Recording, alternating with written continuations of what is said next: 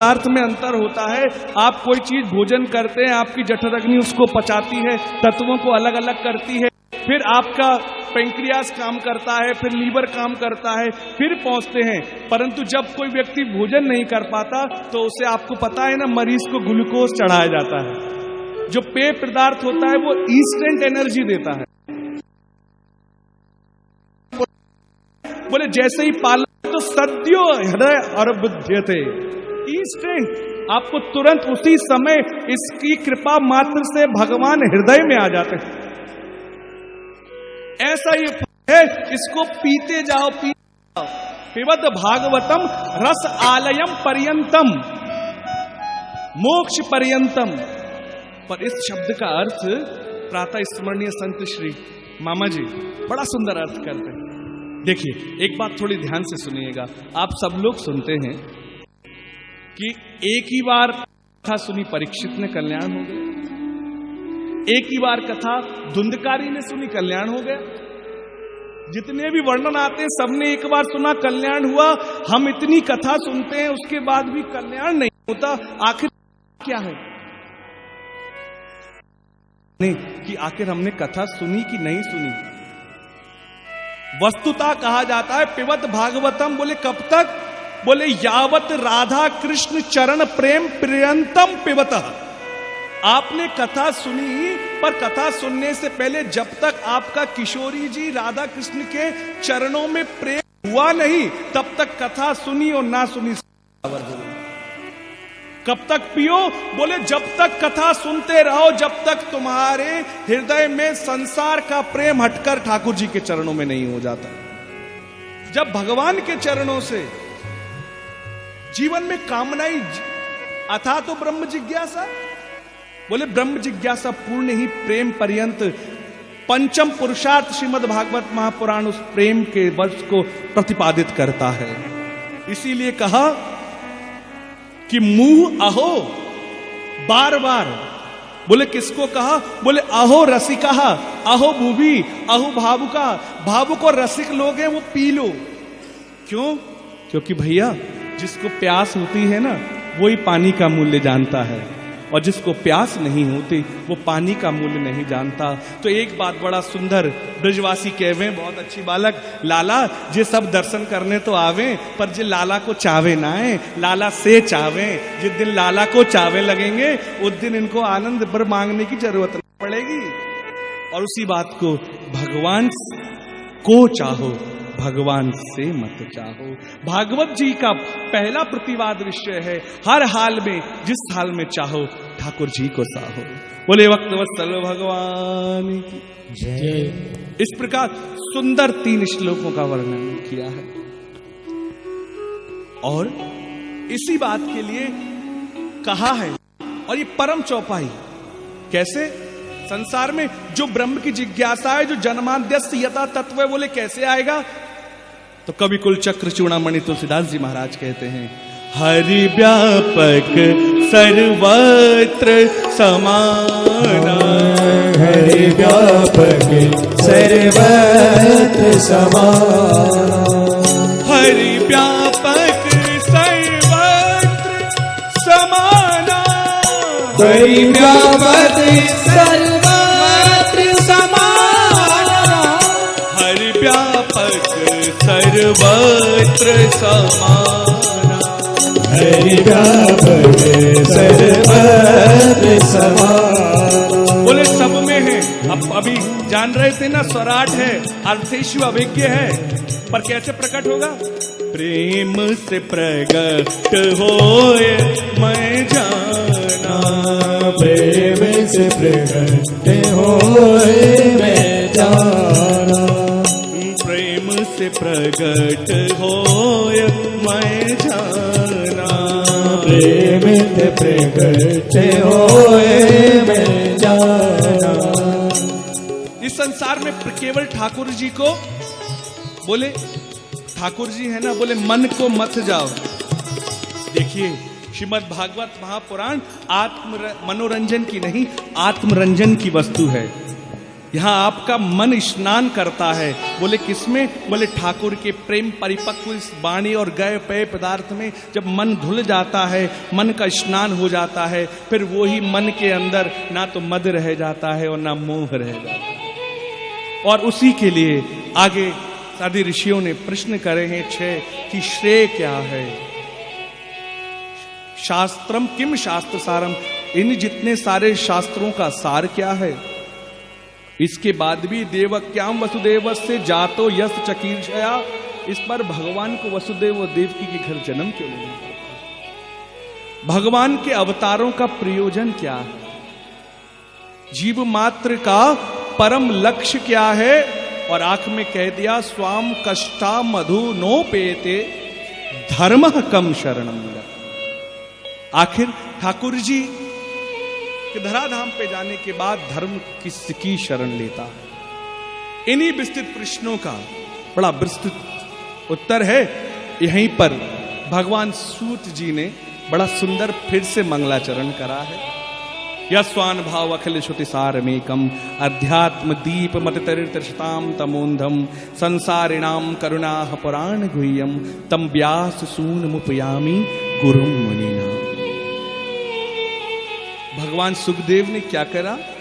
अध्यात्म दीप करुणायात भक्त जना नाम हृदय भाषितम, भक्त जनों के हृदय में भाषित नहीं, करुणायात भाषितम, करुणा करके उस दीप को जलाकर भगवान का अक्षुण वेदों का ज्ञान जिसको मुनि लोग जतन कर कर कर पाते हैं, पर करुणा से प्रकाश कर कर भागवत के रूप में परिभाषित कर कर जनों के हृदय कलकुश को, माया को नष्ट करने के लिए श्रीमद् भागवत रूपी फल भक्तों के हृदय में प्रदान कर दिया।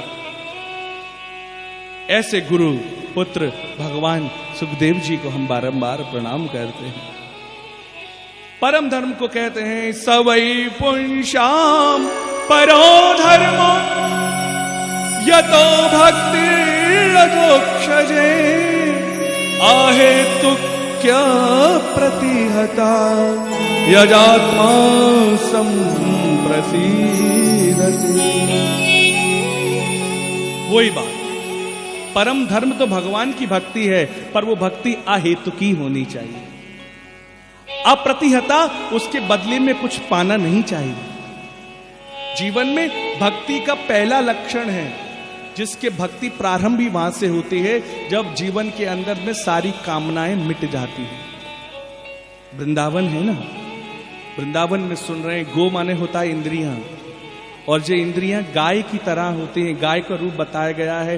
गाय जब हरी हरी घास देख लेती हैं तो उस हरी हरी घास को देखने के बाद उसकी तरफ चलने लगती हैं, और कभी जल प्यास लगती है तो जो काली नाग यमुना जी में है उसकी तरफ चलने लगती हैं। परंतु वो तो रक्षक केवल गोपाल है, जो बंसी बजाकर कभी सिंह से, कभी किसी तौर से, कभी किसी भाषा में, कभी किसी तरीके से, इसका रक्षक तो केवल गोपाल ही है। जीवन में हम कहते हैं स्वाधीनता मेरा जन्म सिद्ध अधिकार है, तो स्वाधीन होना है तो सबसे पहले अपने इंद्रियों से स्वाधीन होना चाहिए। वत्सल भगवान की सबसे पहले स्वाधीन होना है तो ये आंखें, जिसको ते शास्त्रम प्रमाणम ते, जो शास्त्र प्रमाणित कर दें, ये आंखें उस दृष्टि वैसी होनी चाहिए। हमारी एक एक इंद्रियां शास्त्रानुकूल चलें। भगवान भी जब आते हैं तो धर्म की रक्षा करते हैं, भगवान राम, भगवान श्री कृष्ण, और धर्म हमें शास्त्रों से प्राप्त होता है। वसुदेव भगवती भक्त योग प्रयोजिता, भगवान का जो संपूर्ण जो सार है वो ठाकुर जी की भक्ति को प्रयोजित करता है। अगर इस संसार में कुछ भी किया और ठाकुर जी से प्रेम नहीं हुआ तो कहा जाता है श्रमेव ही केवलम। जैसे कि एक व्यक्ति, हमारे यहाँ कहते हैं, बड़ा सुंदर भाव रखते हैं, एक बार मथुरा जी के चौबे जी ने खूब भांग वांग करी, बोली रात को नाव की सैर करें, और रात भर जैसे ही नाव में चढ़ गए, चप्पा चलाते रहे, और सवेरे उठ के देखा तो नाव भी वहीं थी और चौबे जी भी वहीं थे। क्यों? क्योंकि सब कुछ तो किया, चौबे जी जो नाव जिस जगह बंधी थी उसको नहीं खोल पाए। तो सीधा सा उदाहरण हम हैं, इस संसार में आ रहे हैं, दिन रात कर्म तो कर रहे हैं, पर कहीं ना कहीं परिवार के सातों वारों में परिवार के मोह से वहीं बंधे पड़े हैं। बंधन छूटेगा ही जब ठाकुर जी की भक्ति हो जाएगी, जब भगवान की भक्ति आ जाएगी। नहीं तो इस संसार में आना और जाना शमेव ही केवलम। उसके बाद सुंदर बात कही, धर्मस्य आप वर्गस्य। धर्म का प्रयोजन क्या? देखिए महाभारत में बार बार व्यास जी कहते हैं ऊर्ध्वभाउश्च घोषैश्च। मैं बार बार दोनों बाहों को उठा के कहता हूं, कोई मानता नहीं है। धन का एकमात्र उद्देश्य केवल धर्म करना है। जीवन में आपके पास धन है तो वो केवल अगर बन सके तो दूसरों का कल्याण हो जाए, गरीब की मदद हो जाए। भोजन, भूखे को भोजन दे दिया, पानी प्यासे को पानी दे दिया, किसी के काम आए उसे इंसान कहते हैं ना। तो भैया जो सबके काम आए उसे ही धनवान कहते हैं। हमारे यहाँ तो प्रतिपाद करते हैं पद्म पुराण में, सकल भुवन मध्य निर्धनास्ते अपि धन्या। बोले भक्त वत्सल भगवान की जय। विस्तृत चर्चा है और हमारे मध्य सागर बैठे हुए हैं और कहाँ बिंदु। तो मन है जब आपके सामने ऐसी ब्रज की परम विभूति है तो आइए दो शब्द वो भी हमको आशीष देवें और ऐसे मंगल उत्सव का अनवरत होते रहें, ऐसे मुख को आशीर्वाद देवें। तो मैं चाहूं कि चाचा जी का आशीर्वाद मिल जाए। बोले भक्त वत्सल भगवान की। और मेरे मन से कामना आप सब लोग जोरदार ताली बजाकर अभिवादन करें।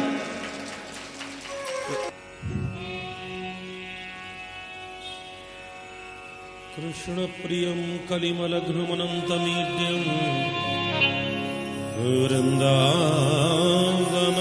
परिशोभितमात्युदार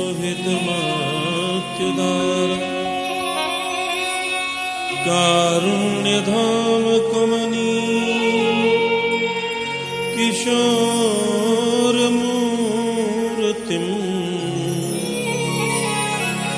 गोवर्धनं गिरिवरं प्रणमामि नित्यम्।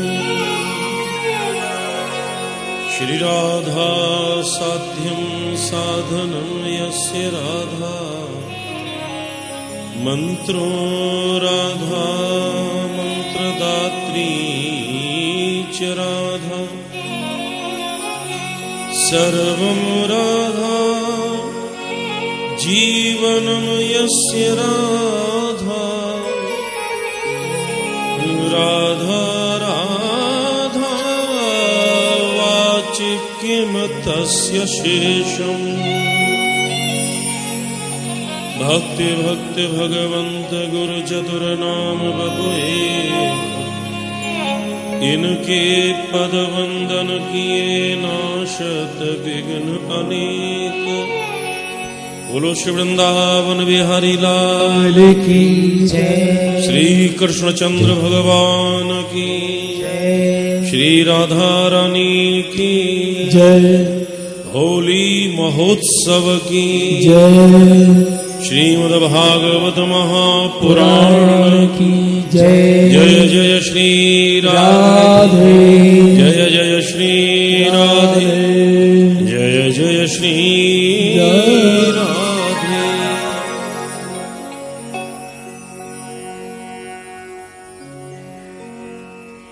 सर्वोच्च सत्ता के रूप में परम सम्माननीय व्यासपीठ हमारे प्रिय व्यासदेव जी, आदरणीय मिश्र जी,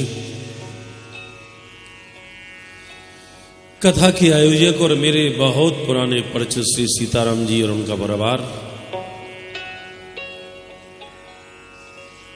विद्वद वृंद, भागवत के उपासक समस्त पाठक वृंद, सामवेद के उपासक के रूप में विद्यमान यहां पर समस्त संगीतज्ञ बंधु, मातृशक्ति और बंधु, ये परम सौभाग्य आपका कि श्रीधाम वृंदावन में भागवत का सौभाग्य आपको प्राप्त हुआ है। मैं तो इस कथा में निमंत्रण के आधार पर नहीं, मात्र सूचना के आधार पर आया हूं। क्योंकि जब हम लोग ये कहते हैं कि कथा में निमंत्रण की भावना पर नियंत्रण रखना चाहिए, कथा है किसकी है, कौन करवा रहा है, इससे परे उठ करके और जाना चाहिए। वृंदावन में इस समय फाल्गुन महोत्सव, फाग महोत्सव है, अलग अलग कथा है जगह जगह, सभी जगह हाजिरी लगानी है। और आज हमारे हनुमत आराधना मंडल के माध्यम से जो मंगलवार के दिन सुंदरकांड का पाठ होता है, जिसके बड़े पोषक के रूप में हमारे आदरणीय व्यास जी हैं, वहां भी मुझे हाजिरी लगाने जाना है। अब प्रश्न ये है कि अपनी बात पर आता हूं सीधा सीधा बिना किसी पलोथन के। देखो, वृंदावन में आप आए हो, ये कृष्ण कृपा है सके। आप भागवत में बैठे भाई हो, ये कृष्ण कृपा है सके, पर भागवत में बैठनो अलग बात है, एक जाति बढ़ के बात है आगे कि कृष्ण कृपा हो तब हम भागवत में बैठे, पर जब राधा रानी की कृपा हो तब भागवत हम में बैठे। ये प्रार्थना करियो कि भागवत में हम बैठे वही, भागवत हम में बैठे। आदरणीय व्यास जी के द्वारा जब भी आप सुन रहे हैं, ये श्रीमद् भागवत के प्रारंभ के 3 मंगलाचरण के श्लोक हैं। पहलो श्लोक वेद व्यास जी के द्वारा है, नमस्कारात्मक है। दूसरो जो श्लोक है वो सुखदेव जी के माध्यम से बोलो गयो, ये वस्तु निर्देशात्मक है। और तीसरो जो मंगलाचरण है वो सूत जी के द्वारा है, ये आशीर्वादात्मक है। निगम कल्प तरोर गलितम फलम, वेद व्यास जी ने जो श्लोक की जो व्याख्या करी है महापुरुषन ने, लेकिन वाक्य बाद में भी वृंदावन की व्याख्या अलग है। चाहे भागवत होए चाहे रामकथा होए, वृंदावन के ब्रजवासियों की छाप अलग दिखाई पड़े, या में कोई संदेह नहीं है। रामकथा और भागवत, रामायण की वे चर्चा एक माध्यम से कर दूं, क्योंकि जब तक भागवत की कथा में तुलसीदास जी की तुलसी दल की चौपाई नहीं गिरे, तब तक ठाकुर जी वाकु स्वीकार नहीं करें। जो शास्त्र पुराण जो व्यंजन है, तो तुलसी कविता तुलसी दल सी, तुलसी दल है। रामचरितमानस अयोध्या ते चली, काशी हैती भई और वृंदावन में आई। कोई भी अर्धाली ले लियो, वृंदावन को अर्थ अलग होएगो, काशी को अलग होएगो, और श्री अवध को अर्थ अलग होएगो। जैसे अयोध्या ने अर्थ पकड़ो, काशी भगवान शंकर की नगरी है, पांडित्य को धरातल है, या लिए काशी ने शब्द पकड़ो।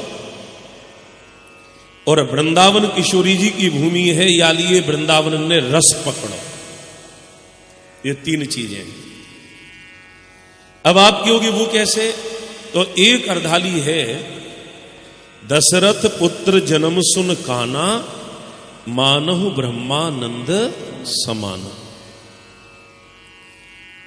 अयोध्या ने पकड़ो अर्थ कैसे कि दशरथ जी के पुत्र जन्म भयो, दशरथ पुत्र जन्म सुन काना, उनने कानन ते सुनो। और मानहु ब्रह्मानंद समाना, उन्हें ऐसो आनंद भयो जैसे कोई ब्रह्मानंद की प्राप्ति है गई। ये अर्धाली चली काशी अयोध्या ते।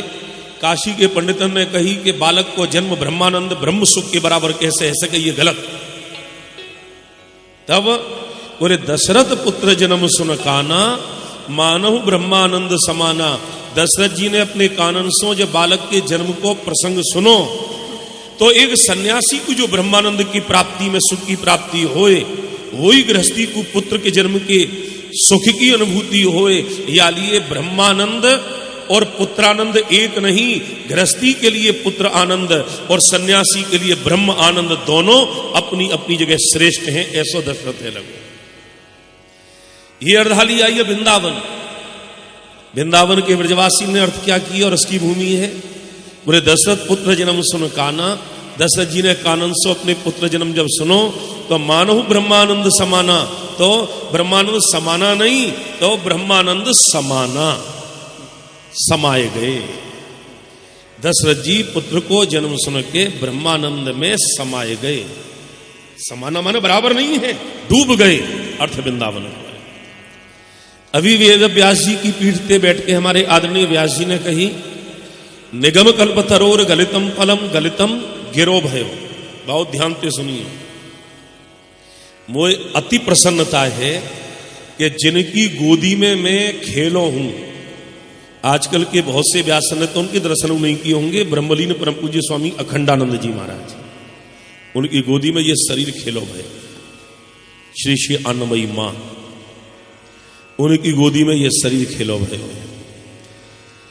तो ये मैं भी सुन रहे हो व्यासपीठ पे आदरणीय मिश्र जी जो व्याख्या कर रहे, वहां में हमारे पूज्य स्वामी जी की व्याख्यान को पूर्ण पुट हो, या कि वो प्रसन्नता है। तो निगम कल्प तरोर गलितम फलम, वेद वृक्षते गलितम गिरो भयो पको भयो फल, अपने आप गिरे तो गिरो फल। वो फल क्या है? बोले भागवत। बोले भागवत जैसो फल अगर गिरेगो तो फिर उठेगो कौन?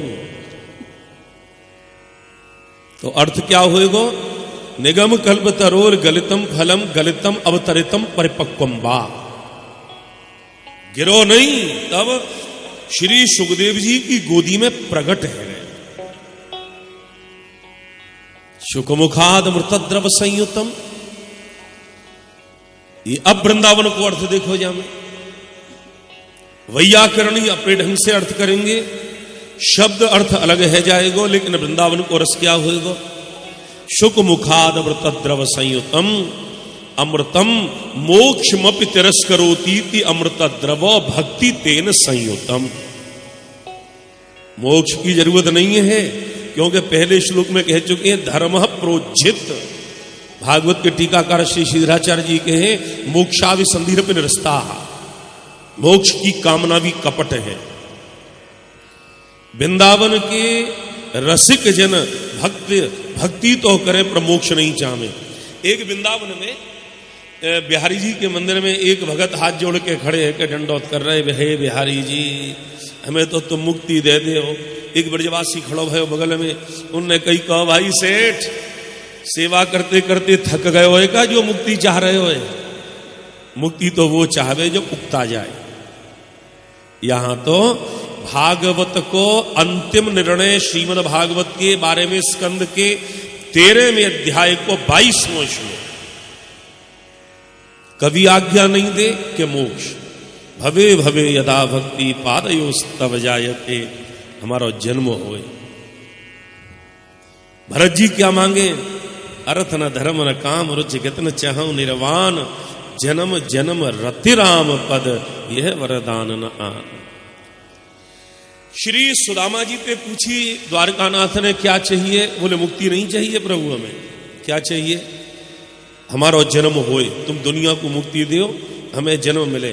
भगवान ने कही ठीक है तुम्हें जन्म मिल जाएगा। बोले अभी बात हमारी पूरी नहीं हुई।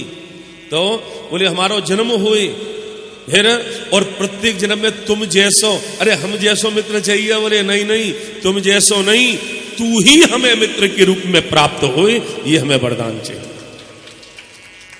तो सुदामा कौन है? जो अजन्मा को भी अवतार लेवे को बाध्य कर दे, वो सुदामा है। सुदामा साधारण नहीं है। तो निगम कल्पतरोर गलितम फलम शुकमुखाद मृतद्रव संयुतम पिबत भागवतम रसमालयम। रसमालयम को अर्थ क्या है? आपने ये वेदव्यास जी की पीठ पे बैठे हुए मिश्र जी के द्वारा तो सुनो, लेकिन और सुन ले।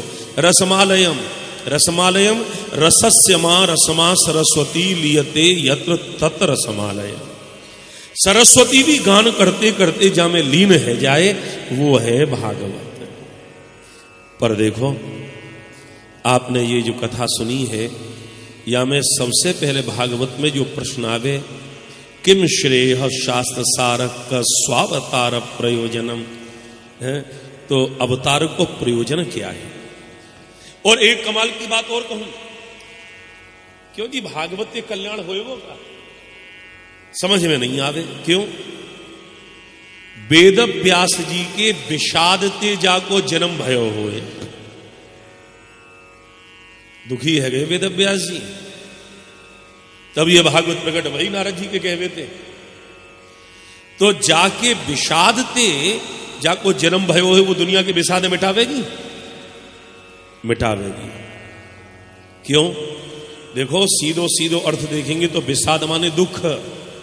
एक बात कहूं मैं, आप में से कोई खड़ो भयो हो सीधो और वो बाबा रामदेव जी की तरह से शीर्षासन करवे लगे जाए, तो कहा वह शीर्षासन करने वाले के अस्तित्व में कोई कमी दिखाई पड़ेगी? नहीं। तो ये है क्या भागवत? जब हमारे कन्हैया सीधे खड़े दिखाई पड़े तो वो आनंद को स्वरूप है। कैसे? नंद के आनंद भई नंदस्त्वात्मक उत्पन्न। श्री कृष्ण खड़े भई ये सीधे, ये आनंद को स्वरूप है। और जब वही आनंद शीर्षासन करके खड़े हो तो वो विषाद को रूप है। कृष्ण के अस्तित्व में कोई अंतर नहीं है। भागवत के सुनवेते निश्चित रूप से विषाद दूर होए और प्रसाद प्राप्त होए, यही तो गीता को ज्ञान है। पहलो अध्याय विषाद और बाद में त्वत्प्रसादतः, तो उनको प्रसाद प्राप्त करें। तो अब तो देखो आज पहलो दिन है, आप बड़ो बड़ो आनंद लोगे। यहां पे अमृत कलश भर के लेके जाओगे। ये भागवत कोई साधारण नहीं है। भुवि भावुका रसिका भुवि भावुका, रसिक और भावुक में अंतर क्या है? जो पृथ्वी पे अपनो कल्याण चाहें वो भी भागवत को पान करें, और जो लोक और परलोक दोनों में अपनो कल्याण चाहें वो भी पान करें। और देखो ये भागवत बड़ा अद्भुत ग्रंथ है। सबसे पहला प्रश्न ही ये है कि जीव कल्याण कैसे हो। जीव कल्याण के प्रश्न से जाको प्रारंभ भयो है वही भागवत है, और कोई नहीं है। और भागवत में ऐसो एक प्रश्न है जाको आज तक कोई पे उत्तर नहीं है। रामायण में उत्तर नहीं है, उपनिषद में उत्तर नहीं है। कौन सा प्रश्न है? भगवान के अवतार को प्रयोजन क्या है? कोई के रावण को मारवे को अवतार भयो, रावण को मारवे को भी भयो, रावण को मारवे के ताई ही नहीं भयो। कंस को मारवे के ताई भयो, बोले कंस को मारवे को भी भयो। शंकर जी ते पूछी तो तुम ही बताए दो, इतिहास और पुराण के पंडित हो तुम, बताओ क्या है? तो केवल एक ही बात कही भगवान शंकर ने, पार्वती ये प्रश्न अनुत्तरित है। और उन्हें एक बात कह दी, मानस में वर्णन है, बोले प्रभु अवतार हे तुझे ही होई, प्रभु अवतार हरि अवतार है तुझे ही होई, इद में थम कहे जाए न सोई, हरि अवतार है तुझे ही होई, इद में थम कहीं जाए न सोई, कहीं जाए न सोई, इद में थम कहीं जाए न सोई, इद में थम कहीं जाए न सोई।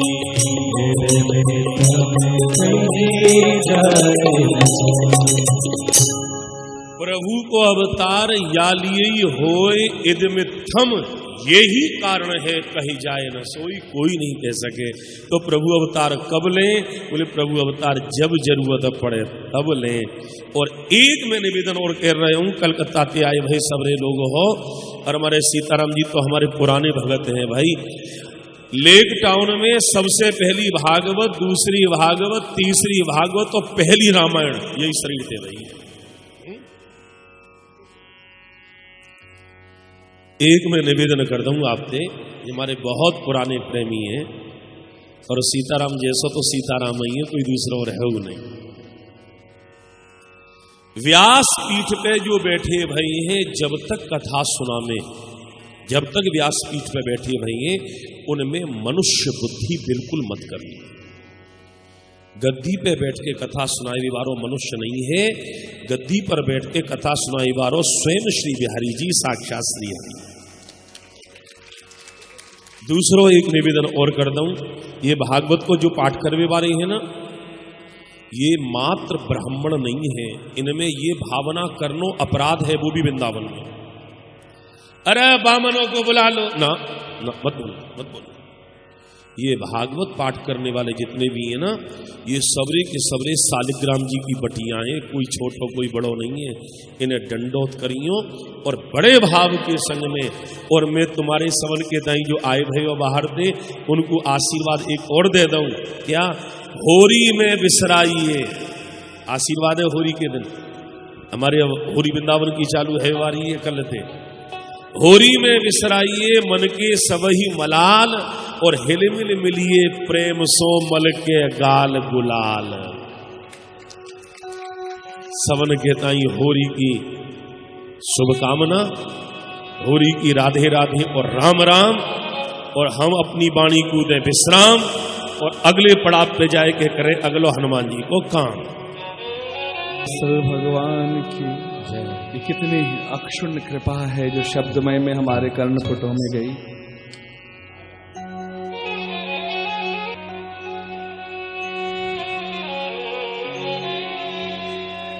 जय राधा रानी की जय।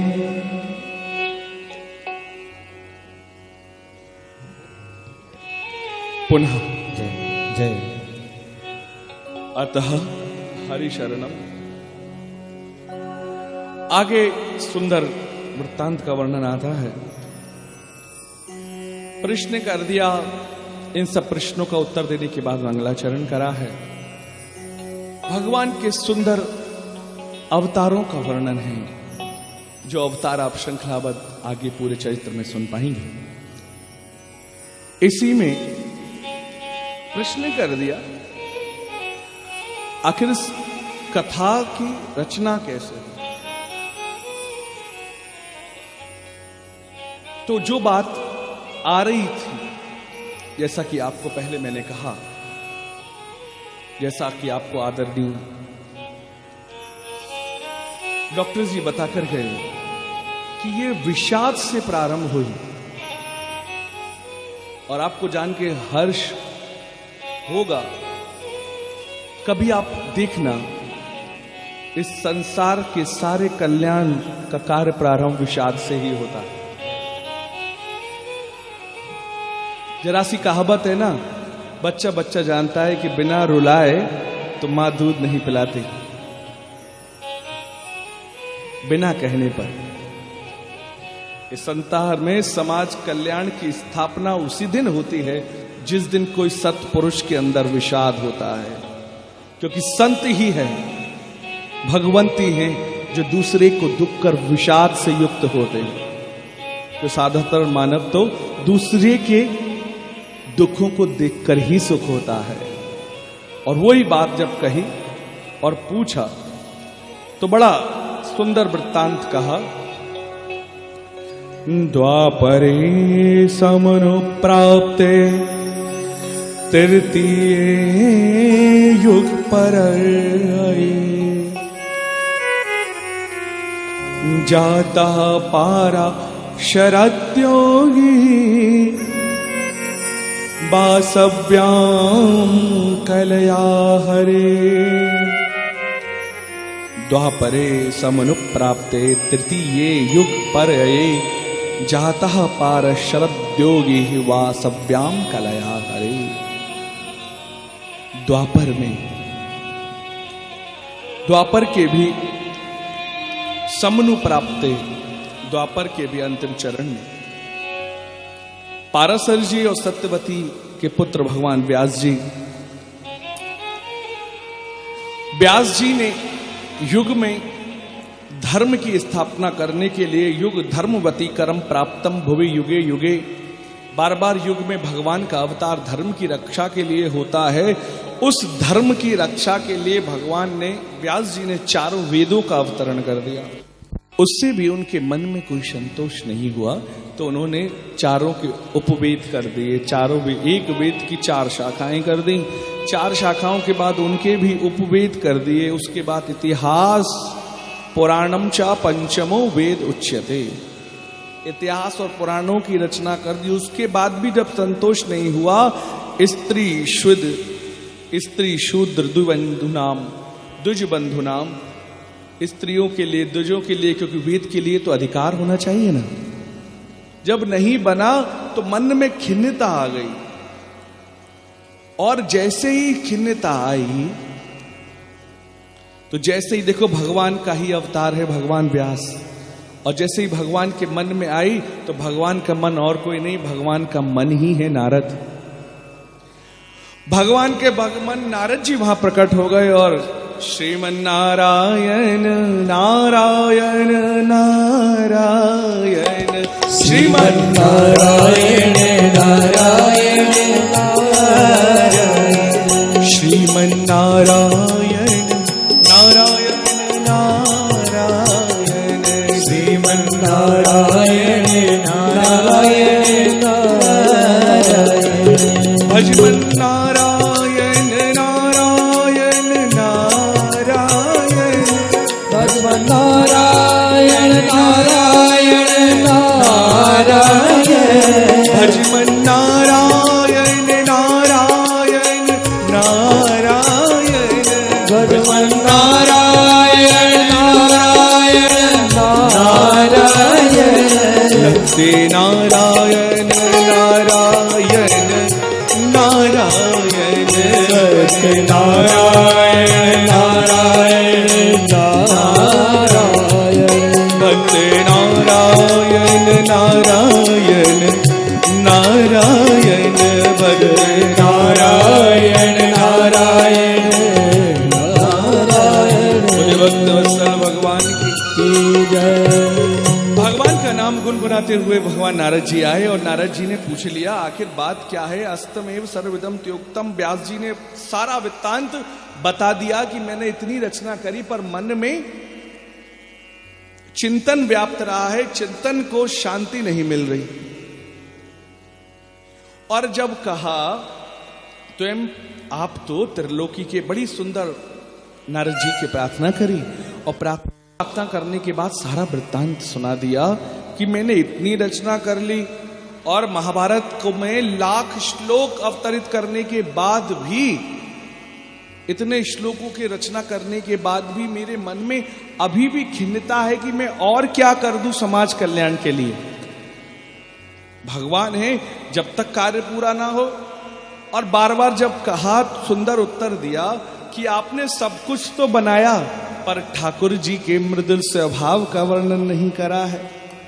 इस संसार में नियमों से ये संसार सागर में रहा तो जा सकता है, परंतु इसमें रहने पर जब तक ठाकुर जी की कृपा प्राप्त नहीं होगी और जब तक कि उनके मृदुल स्वभाव का पता नहीं लगेगा।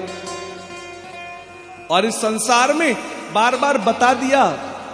देखिए व्यास जी भी अपने अवगुण, अपनी कमी को बता रहे हैं। इस संसार में मनुष्यता में सबसे बड़ी कमी है कि उसे दूसरों में तो दोष दिखाई देते हैं, अपने में नहीं दिखते हैं। और भगवान बड़े सरल हैं। इस संसार में जब तक तुम्हें दूसरों में दोष दिखाई दे रहे हैं तब तक परमात्मा दिखाई देने वाले नहीं हैं। और उसके बाद जैसे ही बताया कि आप ठाकुर जी के सुंदर सुंदर चरित्रों का वर्णन करो, जैसा कि कहा कि जो भगवान के भक्त होते हैं वो मुक्ति को भी एक तरफ, बोले नहीं, परमात्मा का प्रेम वो मुक्ति से भी बढ़कर है। और उसके बाद कहने लगे और अपने पूर्व जन्म का वृत्तांत सुनाया। पता है आपको, एक बार ऋषि अपराध करने के कारण गंधर्व जाति से मुझे दासी पुत्र में जन्म लेना पड़ा। और जब दासी पुत्र बन गया, उसके बाद अहम पुरातीत भवे भवम मुने दास्यस्तु काश्चन वेदवादिना। जब मैं दासी पुत्र बना तो मैं जन्मते से ही इतना अभागा था कि मेरे जन्मते से ही मेरे पिताजी देहांत हो गए, और इतना अभागा कि मेरी माँ को कुछ नहीं बनता तो 4 घरों में जाती, भोजन पकाती, जब वहां से कुछ कमा के लेकर आती तब मुझे 2 ग्रास प्राप्त होते। ऐसे जीवन में एक बार एक घटना हो गई। चतुर्मास करने के लिए वहां पर संत पधारे, और जब संत पधारे तो उसकी सेवा के लिए मेरी मां को नियुक्त किया गया। मां तो अपना काम करती, मैं दिन भर छोटा सा बालक था, मैं दिन भर देखता, प्रातः काल महात्मा उठते, सुंदर लड्डू गोपाल की सेवा करते, उठते से ही भगवान का नाम सुमिरन करते, बात बात पे कहते भगवान का बार बार नाम ना आते, भगवान से ही संबंध रखते, भगवान को भोग लगा के पाते, भगवान को सुला के सोते। मैं दिन भर देखता कि पूरा दिनचर्या ही भगवान की सेवा में, भगवान के नाम के, भगवान के सत्संग में चली जाती और बड़े आनंद से रहते। मेरे मन में आया कि आखिर ऐसा आनंद कैसा प्राप्त है। और जब मैंने देखा और एक दिन में भूख से पिपासु हो गया, और जाने पर मैंने उन संतों के महारथी की झूठन प्रता दी। उच्चिष्ट लेप पान उमुदितो दुजई सकृतस्म भुंजे तदपा तस्तकिल विष। सकृतस्म भुंजे तदपादस्तकिल विष। जैसे ही मैंने उस उच्चिष्ट को पाया, मेरे जन्म जन्म के सारे अदोषित संस्कार वहीं नष्ट हो गए।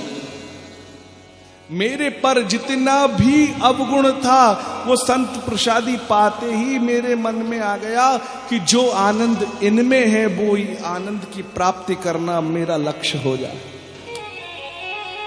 देखो, कहते हैं ना, किसी के मार्ग पर चल जाना, किसी ने बताया आप चल दिए, तो यानी उस मार्ग का पता उस व्यक्ति को पता है।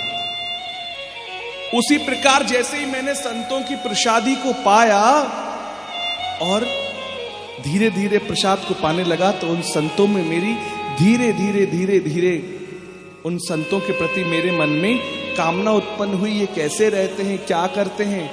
बस दिन भर उनके साथ रहता और उस चतुर्मास में बार बार देखता, और धीरे धीरे पहले मेरे अंदर मन के मलिन दोष दूर हुए, और बाद में जब जो वाणी दिन रात केवल माँ माँ भोजन भोजन पुकारती थी, उस वाणी में दिन रात ठाकुर जी का नाम आने लगा, और धीरे धीरे उनका संग प्राप्त हुआ। सत्संग करने लगा और सत्संग में ठाकुर जी का जैसे आनंद प्राप्त हुआ। एक बार 4 माह 4 पल में व्यतीत हो गए। जब जाने लगे तो मैंने प्रणाम किया, महाराज आप क्या मुझको भी अपने साथ ले चलोगे? अब मैं यहां रहने लायक नहीं बचा। महात्माओं ने कह दिया, बेटा अभी तुम्हारी माँ के तुम अकेले सहारे हो, अपनी माँ के ऋण से ऋण हो जाओगे, तब तुम्हें साथ लेंगे। और जैसे ही कहा, इधर आज्ञा मान ली, और आज्ञा मानकर आज्ञा मानने के बाद सुंदर सुंदर, अब उनके बिना रहा नहीं गया, पर जो संत करते थे वो ही कार्य नारद जी करने लगे। और कर कर जहां जाते थोड़ा सत्संग करते, कहीं जाते कोई सुनाने वाला मिलता सुना देते, कोई सुनने वाला मिलता तो उससे सुन लेते। धीरे धीरे इस बालक की ख्याति पूरे नगर में इधर उधर होने लगी। और एक दिन एक घटना घट गई। एकदा निर्गतो देहात् दुय्यन्तीं निशिगां पथि सर्पो दशस्पदा स्पृष्ट कृपाणाम कारणोदितः। एक दिन मेरी माँ गाय का दूध दोहने गई, वहीं पर किसी सर्प ने उनके पांव को डस लिया, वहीं प्राणांत हो गए। तो अनुग्रह मन्य माना, मैंने उस बात को अनुग्रह माना। ठाकुर जी, संसार में ऋण तो भगवान पूरे कर सकते हैं, मेरी क्या मजाल है। और मेरे भगवान ने मेरी माँ को लेकर मेरे उस ऋण से भी मुझे मुक्त कर दिया। और जब गया तो पश्चिम दिशा की तरफ मैं चलता चला गया। एक दिन सुंदर ध्यान कर रहा था, ध्यायत चरणाम भोजम भाव निर्जित चेतसा। भगवान के प्रति इतना भाव आ गया कि उनको पाने की लालसा में मेरे हृदय अद्गदायित होने लगा। मेरे आंखों से निक्षिण अश्रुधारा प्रभावित होने लगी।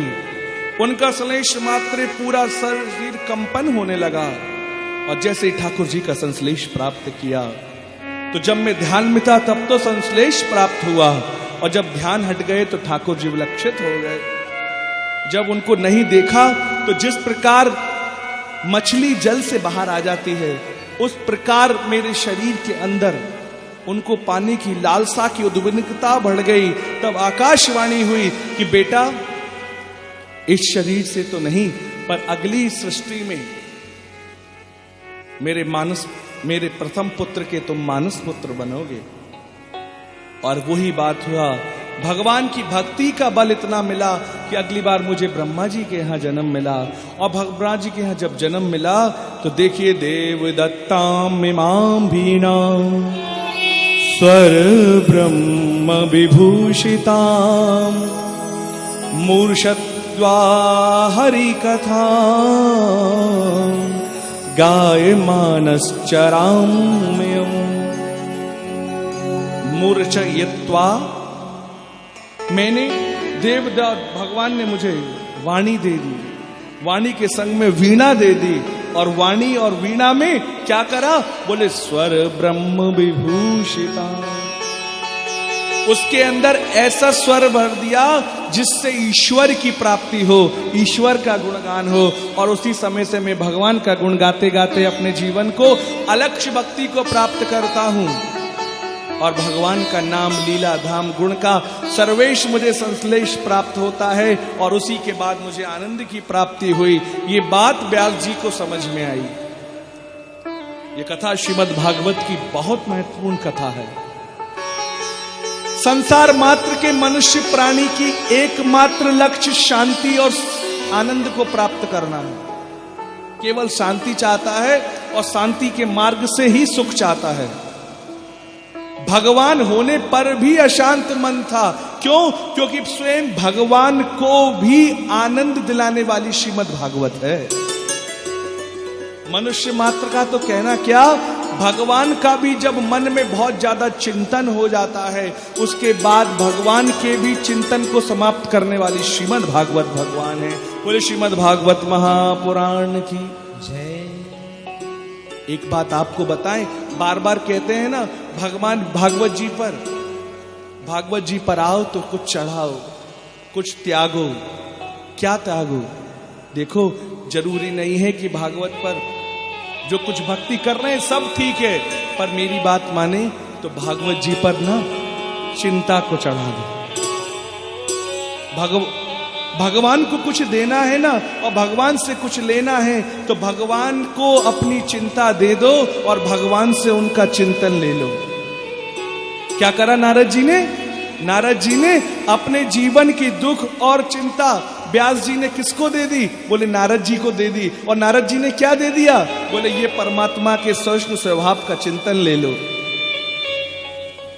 जीवन में मनुष्य मात्र के लिए चिंता कसम खाती है कि जब तक तुम्हें चिता में मिला नहीं देगी तब तक शांत नहीं होगी। उसी प्रकार भगवान हरि का चिंतन कसम खाता है, जब तक राधा गोविंद के चरणों में मिला नहीं देगा तब तक चैन से बैठने वाला नहीं है। बनना है तो आओ ना, संसार की बिल्कुल ब्रजवासियों की तरह दोनों हाथ खोल लो। बोले जाविद रखे राम ताहे विद रही है, सीताराम सीताराम सीताराम गाए जा और राम जी के चरणों में मन को लगाए। इस प्रकार सुंदर जब भगवान आपने अब तक वर्णन तो किया, पर भगवान की कृपा का वर्णन नहीं किया, क्योंकि भगवान की कृपा से भगवान की कथा ही भगवान की कृपा का वर्णन करती है। और इस बड़ी सुंदर बात कही। आइए हम भी तुलसी दल ठाकुर जी के इस भागवत में तुलसीदास जी की परम पवित्र चौपाई, भव सागर चाहा पार जो पावा, भव सागर पार जो पार, भव सागर चाह पार जो पावा, भव सागर चाह पार जो पावा, राम कथा ताहि दृढ़ नावा, राम कथा ताहि दृढ़ नावा, राम कथा ताहि दृढ़ नावा, राम कथा ताहि दृढ़ नावा, राम कथा ताहि दृढ़ नावा, राम कथा ताहि दृढ़ नावा। इस संसार में भव सागर से जो पार होना चाहता है उसे राम कथा की दृढ़ नौका मिलेगी। जब तक भगवान की कृपा का वर्णन नहीं होगा इस संसार में, एकमात्र परमात्मा ऐसा है जो तुम्हारे अंदर कुछ नहीं, केवल और केवल भक्ति के दर्शन करके पार करा देता है। सुंदर कथा का वृत्तांत आगे बढ़ा और ये कथा श्रीमद् भागवत में महाभारत ग्रंथ से ली गई है और सुंदर वर्णन करते हैं। यदा मृधे कौरवस्त्रञ्जयानां वीरेष्वथो वीरगतिं गतेषु, ब्रकोदरा विद्गदा विमर्श भग्नोरुदण्डे धृतराष्ट्रपुत्रे, भग्नोरुदण्डे धृतराष्ट्रपुत्रे।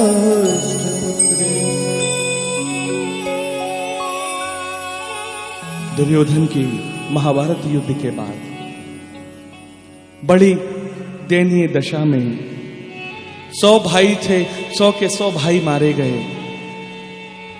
अंत में खुद भी जब नहीं माना, उद्दंड होने के कारण बार बार भीम से युद्ध किया। भीम ने गदा से जंघा पर प्रहार करके विदीर्ण कर दिया, टूटी हुई जंघा है, केवल धड़ मात्र बचा है, एक पेड़ पर धड़ टिकाकर बैठा हुआ है और अपनी प्रजा की स्थिति देखकर रोता जा रहा है, रोता जा रहा है। उसी समय अश्वत्थामा वहां पर आए हैं। अश्वत्थामा आए और पूछ लिया, भैया क्यों उदास होते हो? दुर्योधन कहता है, भैया मेरे उदासी का सबसे बड़ा कारण यह है कि इतना बड़ा युद्ध हुआ। यो युद्ध मैं ही चाहता था, पर इस युद्ध में मेरा संपूर्ण वंश, मेरे 100 के 100 भाई मारे गए। पर हमने जिससे युद्ध किया वो 5 के 5 भाई अभी तक वहीं पर है। उनके 5 में से कोई नष्ट नहीं हुआ और मेरे 100 के 100 भाई नष्ट हो गए और मेरा भी आगे ये जीवन कुछ शेष बचा नहीं है। अश्वत्थामा ने कहा, भैया आपने अपने युद्ध में सेनापति जितने भी बनाए ना, वो शरीर से तो पांडवों से लड़ते थे पर मन पांडवों की तरफ ही रहता था। तुमने कभी कोई सेनापति नहीं बनाया, तुम अगर आज भी मुझे सेनापति बना दो। अच्छा, अगर आज भी तुम सेनापति बना दो तो आज ये 5 का मस्तक धड़ से अलग करके तुम्हारे चरणों में रख दूंगा। जैसे दुर्योधन ने सुना, उसी समय कहीं कुछ नहीं मिला तो अपने रक्त रंजित अंगूठे से उसका तिलक कर दिया। ब्राह्मण की बुद्धि पर कलुषित और दुर्भिग्न मन के क्षत्रिय ने रक्त से तिलक कर दिया कि आज से तुम मेरे सेनापति। इधर अश्वत्थामा चले गए जहां पांडवों की कुटिया थी। पांडवों के समान 5 पुत्र प्रतिबिंब, श्रुत सौम, श्रुत कीर्ति, शातनिक और श्रुतकर्मा, ये 5 पुत्र दिखने में 5 पांडव के समान ही थे। भगवान गए, भगवान बोले, अरे आज तो हमारा विजय दिवस है। अरे विजय दिवस के दिन कोई सोता है क्या? जल्दी चलो, सब लोग गए हैं गंगा किनारे। ठाकुर जी सबको गंगा किनारे ले गए हैं और इधर 5 समान वाले 5 बालकों को पांडवों की कुटीर में सोता देख अश्वत्थामा ने रास्ते में देखा, एक उल्लू चुपके से आया और 5 पक्षियों के मस्तक से 5 पक्षियों पर पक्षियों पर प्रहार कर दिया और चुपके से प्रहार कर कर उनके प्राणांत कर दिए। इसी न्याय को मान लिया। पहला अशुद्ध बुद्धि हुई पहले, तो दूसरे से जो कलुषित प्राणी है उस व्यक्ति का संपर्क हो गया, माने कुसंग हो गया। कुसंग के बाद अपनी बुद्धि पर ब्राह्मण होने के बाद भी उस कुसंग रूपी मित्र के रक्त को तिलक लगा दिया। तीसरा, ब्राह्मण होने के बाद भी जो वेदों से सीखता है, शास्त्रों से सीख रहा है, वो उल्लू न्याय से उस उल्लू की सीख को अपने दिमाग में बसा लिया। वर्तमान में एक बात कहने में थोड़ा सा श्रम तो लगता है, पर वो ही कर रहे हैं। हमारी बुद्धि कुलुषित क्यों हो रही है, उसकी सबसे बड़ी बात यह है भैया, अरे मनुष्य तो विवेक से युक्त होना चाहिए, उसकी ज्ञान की सीमा होनी चाहिए, परिधि होनी चाहिए, जिसको शास्त्र प्रमाणित करें उस ज्ञान से उद्गृत ज्ञान होना चाहिए। आज हम वही कर रहे हैं। पाखंड किसे कहते हैं? बोले वेद विरुद्धम इति पाखंडम, जो वेद में बताए हुए नियमों से विपरीत करता है। आज अश्वत्थामा ने तीनों कर्म वेद के विपरीत कर दिए, और चौथा कर्म क्या करा कि जो पांचों बालक सो रहे थे उस उल्लू की तरह चुपके से गया और एक ही तीर से पांचों को के मस्तक विदीर्ण कर दिए, और धड़ के धड़ वहीं लगे रह गए, और पांचों मस्तकों को लेकर सीधे दुर्योधन के पास गया। दुर्योधन के पास जाकर दुर्योधन ने कहा, भैया जल्दी से जरा, मेरा युद्ध हुआ था भीम से, जरा भीम का मस्तक देना। और जैसे ही भीम का मस्तक लिया, भीम का जैसे ही मस्तक लिया और जोर से दबाया, तो वहीं पर वो तुरंत दुर्योधन कहता है, भैया तूने मित्रता नहीं निभाई, तुझसे बड़ा शत्रु तो इस संसार में मेरा कोई नहीं होगा। अरे मेरे तो 100 भाई खत्म हो ही गए थे, इन 5 पांडवों के ये 5 पुत्र थे, अब तो हमको कोई जल देने वाला भी नहीं रहा। उन 5 की 5 संतानों को, अरे जिस भीम पर मैं एक बार प्रहार करता था तो मेरे गदा की आवाज होती थी, पर उसके मस्तक का कुछ नहीं होता था। इतना कमजोर मस्तक उसका नहीं होता।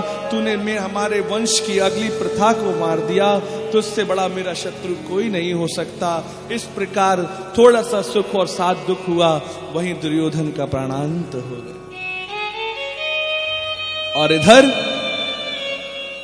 पांचों के शिविर में, जैसे ही पांचों के शिविर में गए, पांचों पुत्रों को पुकारा, तो वहां पुत्रों के धड़ तो थे पर मस्तक नहीं था। और जैसे ही उन धड़ से रहित, मस्तकों से रहित धड़ को द्रौपदी ने देखा, माता शिशूनाम निधिनम सुतानाम निशम्य घोरम परिताप्यमान। एक द्रौपदी जैसी मां, जिसने पांचों को 9 माह अपनी कोख में रखकर अपना दूध पिलाकर बड़ा किया था, आज जिनका मस्तक को, जिनका मुखमंडल देखकर द्रौपदी के मन में वात्सल्य रस की उत्पत्ति होती थी, आज उन मस्तकों के बिना उस धड़ को देखा तो वो जोर जोर से रोने लगी। एक मां जो बच्चों की आह होने पर प्रकट, इस संसार में मां से ज्यादा सरल कोई नहीं है। अपने बालकों को इस रूप में देखा, इधर देखा, अर्जुन ने प्रतिज्ञा कर दी कि अगर ऐसा कोई जिसने ये कार्य किया है उसको मैं तुम्हारे चरणों में लाकर उसका मस्तक विदीर्ण कर दूंगा। इधर प्रतिज्ञा करी है, पता लगा अश्वत्थामा ने, गए हैं अश्वत्थामा को जब कुछ नहीं रहा गया तो ब्रह्मास्त्र छोड़ दिया। और ब्रह्मास्त्र कृष्ण कृष्ण महाबायो भक्ता नाम भयंकरा त्वयि में को देह माना नाम पवर्गो से संसरते। जब कहा, भगवान से प्रार्थना करी, प्रभु ये ब्रह्मास्त्र का क्या करें? ठाकुर जी ने बता दिया। ठाकुर जी तो सबसे बड़े शास्त्र के जानता है, अर्थेषु अभिज्ञ है ना, अभिज्ञ है। इस संसार के परम तत्वों की पहचान उन्हीं को ही है। कह दिया तुम भी एक ब्रह्मास्त्र चला दो। दोनों ब्रह्मास्त्र का तेज लेके अपने आप में छीन कर लिया। इस प्रकार अर्जुन की रक्षा करी। अर्जुन ने जैसे ही कहा अर्जुन से इसको मार दो, अर्जुन ने अश्वत्थामा को देखा तो मारा नहीं, केवल बांध दिया, बोले मैं नहीं, ये तो द्रौपदी के अपराधी हैं, दंड तो द्रौपदी देगी। बांधकर उस शिविर में लेकर आए, और शिविर में जैसे ही बांधकर लेकर आए, भीम और अर्जुन प्रताड़ना दे ही रहे थे, इतने में ही इस कुरु वंश की पहली स्त्री द्रौपदी कहती है, जिसके पुत्रों को मारने वाला सामने है, उस पुत्रों को मारने वाले पुरुष के लिए कहती है, मुच्यताम मुच्यतामेश ब्राह्मणो नितराम गुरु। जोर से चिल्ला के बोली, उपवाच जोर से बोली, छोड़ दो छोड़ दो।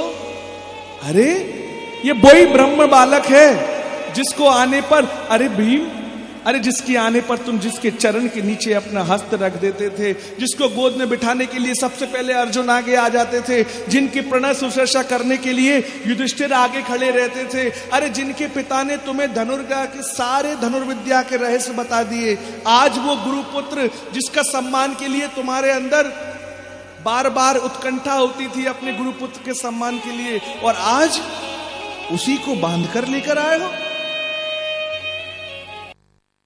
5 पुत्रों का दुख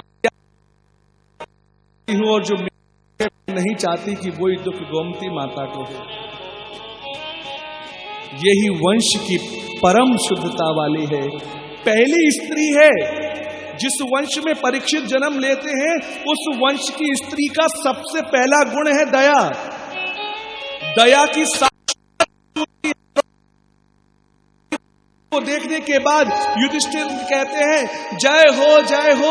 आज तक मैं समझता था कि द्रौपदी भाग्यवान है और हमारे जैसे 5 वीरों के संग विवाह हुआ है, पर हमको तो आज पता पड़ा द्रौपदी नहीं, भाग्यवान तो हम 5 भाई हैं जो ऐसी दयामयी मूर्ति द्रौपदी के संग विवाह हुआ है। जैसे ही कहा, ये पहली वंश की स्त्री है जिसके अंदर दया है। भीम ने कहा, मैं किसी बात को नहीं मानता हूं, मैं तो इसको प्रहार करूंगा ही। जब सारी समस्या हुई तो ये वंश है कि जीवन में कुछ भी समस्या आती है ना, तो भगवान श्री कृष्ण में अर्पण करते हैं।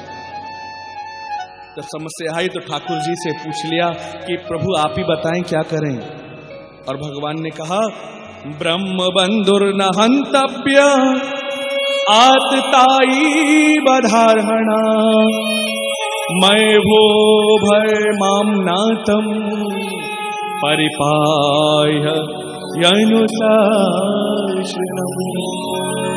परिपाहन ब्रह्म बंधुर न हंतव्य, भगवान का नाम टेढ़ा, भगवान का काम टेढ़ा। और भगवान ने जो कही वो भी बड़ी टेढ़ी बात कि सुनो, ब्रह्म बंधुर न हंतव्य, ये ब्राह्मण बालक है, इसको मारना नहीं चाहिए, पर आतताई है, इसे मार देना चाहिए। जो मैंने अनुशासन बनाया है, शास्त्र में जो लिखा है,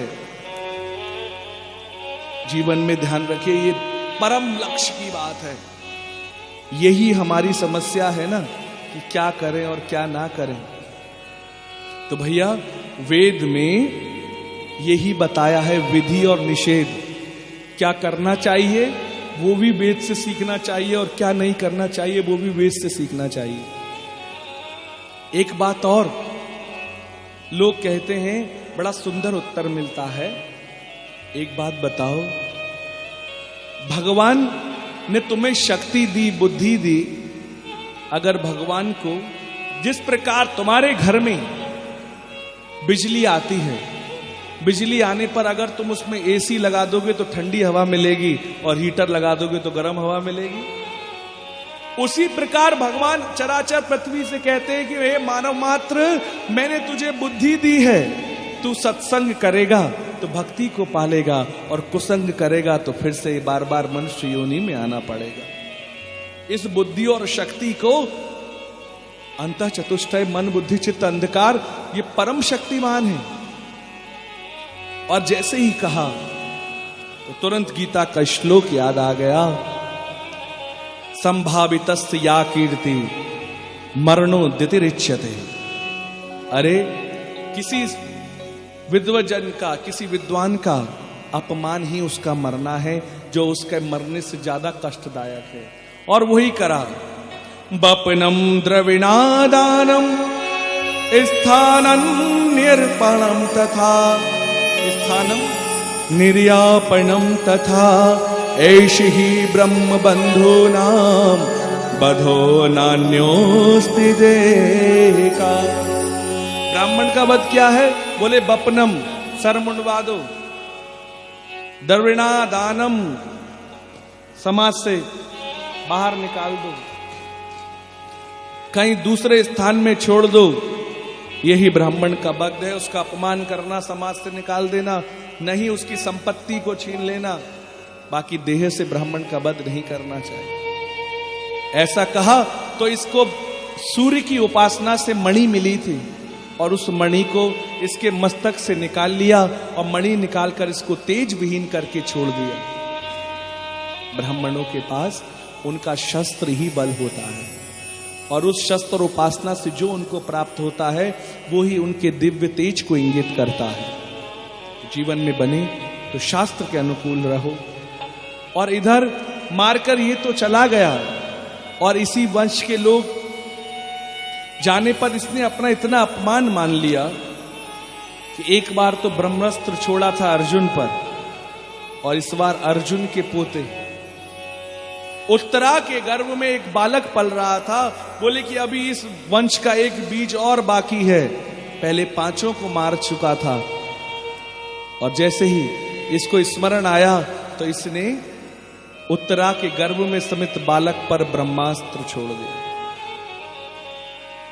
जैसे ही भगवान ब्रह्मास्त्र छोड़ा तो उस वंश की दूसरी है जिसके अंदर अतिशय समर्पण की भावना है, 5 वीर पुरुष जिसके ससुर हैं, युद्ध में जीत चुके हैं, चराचर पृथ्वी के राजा हो चुके हैं, पर जब कष्ट हुआ तो सीधे गई और जोर से कहती है, पाहि पाहि महायोगिन देव देव जगतपते नान्यम तद्भयम पश्ये यत्र मृत्यु परस्परम। पाहि पाहि महायोगी है, महायोगी भगवान श्री कृष्ण मेरी रक्षा करे, रक्षा करे, रक्षा करे। और कहते कहते बोली, मुझे मृत्यु का भय नहीं है, पर आपके भक्त के वंश का जो बीज मेरे गर्भ में है, आपके धर्म की, आपकी भक्ति की रक्षा करने के लिए जो बालक मेरे गर्भ में है, उस बालक को भी कष्ट हो रहा है। और जो भगवान अजन्मा हम सुन रहे थे, जन्मद्यास जन्म विकार रहितस्य यापि ही उत्तरा गर्भे अयोनिज, जो अयोनिज है वो उत्तरा की योनि में उस बालक की रक्षा के लिए प्रवेश हो रहे हैं। अयोनिज भगवान को योनिज बना दिया, क्यों? क्योंकि वंश की एक स्त्री दया का गुण है, वंश की दूसरी स्त्री के अंदर समर्पण का गुण है कि जैसे ठाकुर जी रक्षा करें। अरे एक बार मनोकामना से पुकारो तो परमात्मा तो बार बार एक ही बात कहते हैं वाल्मीकि रामायण में, सकृदेव प्रपन्नाय तवास्मीति च जाचते अभयम सर्वभूतेभ्य ददाभ्ये तत्व्रतम मम। अरे एक बार कोई प्रेम से कह दे कि मैं तुम्हारा हूं, तो उसको अभय करना यही तो मेरा प्रण है।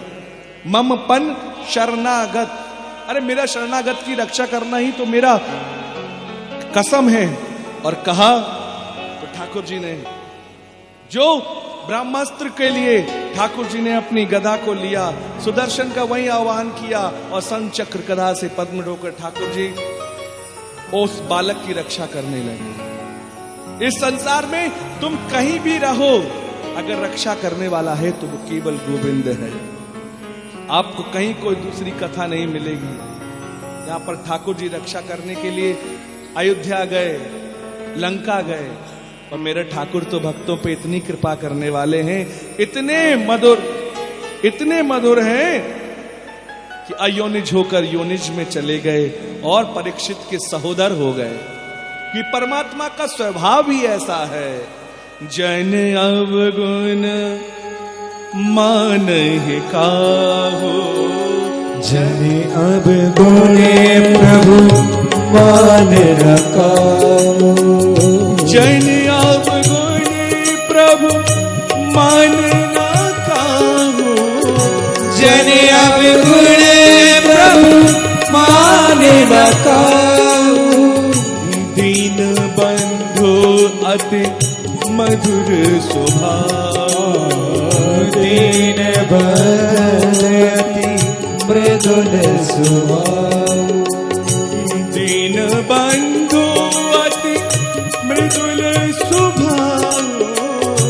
दीन बंधु अति मृदुल स्वभाव। जन अवगुण प्रभु मान न काहू। ठाकुर जी तो किसी के गुण का अवगुण देखते ही नहीं है। वो तो दीन बंधु है, मृदुल स्वभाव है, उनका तो स्वभाव ही कृपा करना है। और इस प्रकार जैसे ही गए तो आज पहली स्त्री परीक्षित के वंश की, पांडव वंश की, भक्त का वंश कैसा होता है। देव ने पहला गुण दया है, द्रौपदी में समर्पण है, उत्तरा में। और इसी वंश की तीसरी जिसकी विशेष कामना है, तीसरी स्त्री है कुंती। जब ठाकुर जी द्वारका जाने लगे तो रोक दिया कुंती ने और बुआ जी से कहा बुआ। और बुआ जी बोली हे ठाकुर आज मुझे भी तुमसे कुछ कहना है। अरे बुआ क्या बात हुई? बोले आज मैं भी कुछ मांगना चाहती हूं। अरे बुआ अब किस बात की कमी रह गई? और कन्हैया से कह दिया अब तुम तिरछी चितवन मत दिखाना। जब मैं तुम्हारी मोहनी मुस्कान देखती हूं ना तो मेरे मन में भ्रम हो जाता है कि ये ब्रह्म नहीं, ये तो मेरा भतीजा कन्हैया है।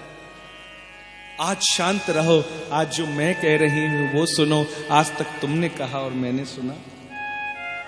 बड़ी सुंदर स्तुति करी है।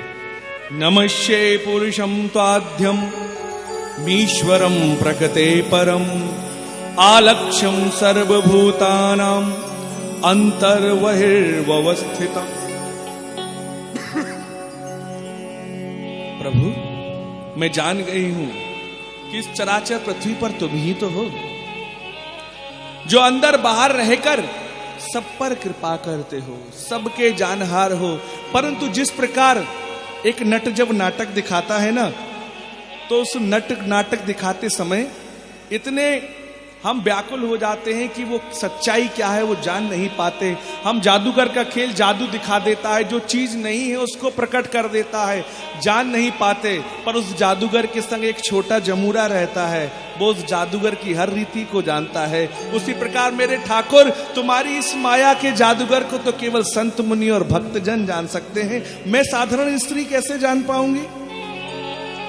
भक्ति योग विधानार्थम कथम पश्येमहे स्त्रिय। नमः पंकजनाभाय नमः पंकजमालिने नमः पंकजनेत्राय नमस्ते पंकजांगे। मैं आज जान गई हूं नमः पंकजनाभाय। अरे जिसके नाभि कमल से ब्रह्मा उत्पन्न हो गए, जिसके चरण कमल से जो पंकज सुंदर कमल की माला पहनते हैं, जिनके सुंदर कमल के समान नेत्र हैं, जिनके चरणों पर सुंदर कमल का चिन्ह है, भगवान ने ब्रह्मा जी से भी पहले कमल बनाया है। भगवान के इसीलिए हर अंग की उपमा कमल से दी जाती है। इसीलिए क्या कहते हैं, स्तुति करते हैं भगवान की, श्री राम चंद्र कृपाल भजमन हरण भवभय दारुणम। कैसे? नवकंज। भगवान के नयनार बिंद, चरणार बिंद, अधरार बिंद, पलकार बिंद, हस्तार बिंद, एक एक चीज से कमल की। क्यों? क्योंकि भगवान ने सबसे पहले कमल को बनाया है। इसीलिए सबसे पहले भगवान ने कमल बनाया। तो भैया इसमें ऐसा क्या है? बोले कमल से ज्यादा कोई भी सुंदर नहीं है। दूसरी बात, कमल से ज्यादा कोई कोमल नहीं है। और कमल एक एक लौता ऐसा फूल है जो कीचड़ में उगता है। साधनों से तो सब भक्ति कर लेते हैं, जो साधनों छोड़कर केवल ठाकुर जी में हर अवस्था में भजन करता है, ऐसा कमल का फूल। बड़ा सुंदर वृत्तांत है। और उसके बाद मुझे आज याद आ रहा है, विशाहमाग्ने पुरुषाद दर दर्शना, विशान महाग्नेह पुरुषाद ददर्शना, दशस सभायाम बनवस कृष्यतः, मृधे मृधे नेक महारथस्त्रो, द्रोणस्त्रितस् चास्म हरिर विरक्षिता। बोले मुझे याद आ रहा है कि जब मेरे पुत्र भीम को विष पिला दिया तो तुमने बचा लिया, मेरी बहू को बचा लिया, मृधे मृधे बार बार उस भारत के उस कलिक युद्ध से मेरे एक एक बच्चे को बचा लिया। आपने इतनी कृपा तो अपनी मां देवकी पर भी नहीं करी। देवकी के 6 पुत्र तुमसे पहले चले गए, तुमने रक्षा नहीं करी, पर मेरे पुत्रों की तो बार बार कईयों बार रक्षा करी। इसीलिए मुझे याद है, बड़ा संत सुंदर बात कहते हैं, बड़ी सुंदर बात कहते हैं। बोले महाभारत में तो केवल 3 ही शस्त्रों का प्रयोग हुआ है और पूरा महाभारत हो गया। पूछा भैया ऐसा कौन सा 3 शस्त्र थे? बोले मुझे पता है 3 अमोघ बाण थे। बोले क्या? बोले कन्हैया की प्यारी चितवन, कन्हैया की भ्रकुटी लटकन और कन्हैया की कटीली मुस्कन। 3 ही अमोघ बाण थे। सामने के शत्रु जैसे ही ठाकुर जी की चितवन को देखते और ठाकुर जी एक बार तिरछी निगाह करके सुंदर भ्रकुटी से उसकी तरफ देखते और जैसे ही मुस्कुरा जाते, तो भैया जैसे खरदूषण के मन में आया था, यद्यपि भगनी करें करूपा, बदला एक नहीं पुरुष अनूपा। उस अनूप पुरुष को सामने देखा, इतना सुंदर तो कभी देखा ही नहीं। और जैसे ही ठाकुर जी की छवि को देखा और ठाकुर जी की छवि को देखकर ठाकुर जी में ही व्याकुल हो गए, सारे शस्त्र कहीं पड़े रह गए और इतने में अर्जुन ने बाण चलाया और वहीं पर उसका प्राणांत। और ऐसी मंद मंद मुस्कनियां, बार बार मुझे याद आता है कि जिसके भय से संसार का भय कांपता है, पर वो जब यशोदा जी के पास जाता है तो मात्र केवल एक मटकी तोड़ दी तो यशोदा जी ने तुम्हें बांध दिया, उसमें बंध गए। कपोलों पर काजल मैंने देखा कि जिसके भय के कारण वो कांपने लगा। इतना मृदुल स्वभाव, तो ऐसी मंद मंद मुस्कान का स्वभाव सुंदर वर्णन किया। तो आइए हम भी उसको जाने कि वो कैसी है, जिससे महाभारत जीत लिया, जो भक्तों का हृदय को आकर्षित कर लेता है। वही बात कह रही है कुंती महारानी, ओ तेरी मंद मंद मुस्कनिया पे, ओ तेरी मंद मंद मुस्कनिया पे, बलिहार शामजू बलिहार सावरे। तेरी मंद मंद मुस्कनिया पे, तेरी मंद मंद मुस्कनिया पे, बलिहार समझो, बलिहार समझो। ओ तेरी मंद मंद मुस्कनिया पे, तेरी मुस्कनिया प्यार तेरी मंद मंद मुस्कनिया पे, तेरी मंद मंद मुस्कनिया पे, बलिहार सावरे, बलिहार सावरे, बलिहार सावरे, बलिहार सावरे।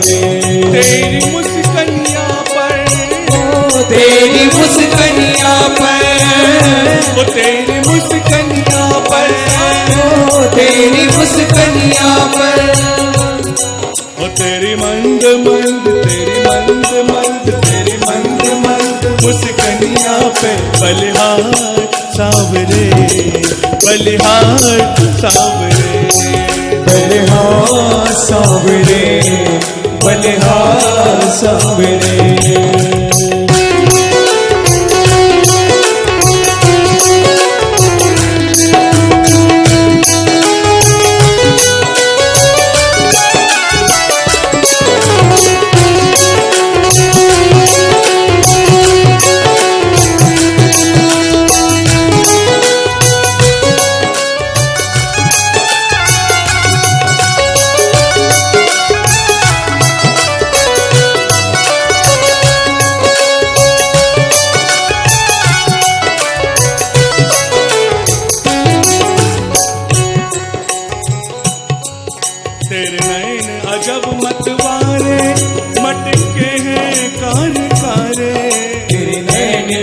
मतवारे मटके हैं कारे कारे।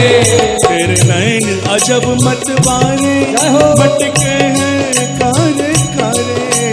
तेरे अजब मतवारे मटके हैं कारे कारे। और बोले नयन है और अजब है और मतवाले हैं। बोले क्यों? बोले इसीलिए, बोले जिसने इस मतवाली अखियां को एक बार देखा, संसार की दूसरी अखियों को देखने में मन ही नहीं लगा। ठाकुर, जिसने एक बार संश्लेष पा लिया, तेरे नयन अजब मतवारे मटके हैं कारे कारे। तेरे नैन अजब मतवारे मटके हैं कारे कारे। तेरी तिरछी सी चितवनिया, तेरी तिरछी सी चितवनिया पे, तेरी तिरछी सी चितवनिया पे, तेरी तिरछी सी चितवनिया पे। बलिहार सावरे, बलिहार सावरे, बलिहार सावरे, बलिहार सावरे। मंद मुस्कनिया पे, तेरी मंद मंद मुस्कनिया पे। बलिहार सावरे, बलिहार सावरे, बलिहार सावरे, बलिहार सावरे।